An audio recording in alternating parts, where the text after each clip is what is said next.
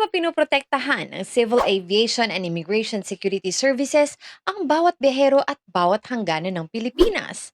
Tara, alamin natin. Sa bawat pagpasok natin sa mga paliparan, mapapansin natin ang mahigpit na seguridad. Ngunit alam ba ninyo na ang mga prosesong ito ay hindi lamang para sa kaayusan, layunin nitong tiyaking ligtas ang bawat pasahero laban sa anumang banta kagaya ng human trafficking, smuggling, terorismo at iba pang mga krimen. Sa pamamagitan ng makabagong teknolohiya, mas mabilis at mas episyente na ang pagpoproseso sa mga pasahero habang pinananatiling mataas ang antas ng seguridad.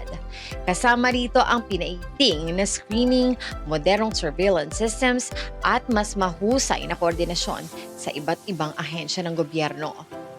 Malaki rin ang papel ng mga immigration officers. Sila ang nagsisiguro na ang bawat taong pumapasok at lumalabas ng bansa ay sumusunod sa ating mga batas.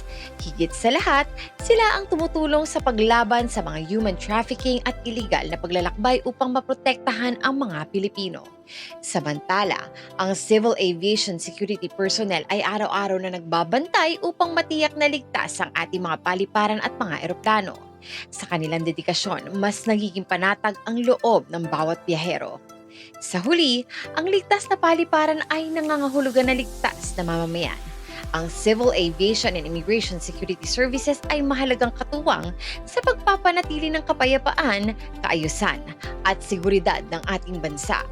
Kung nagustuhan niyo ang video na to, huwag kalimutang mag-like, mag-share at mag-subscribe. Auntie Mama Rizalenya po, hanggang sa muli!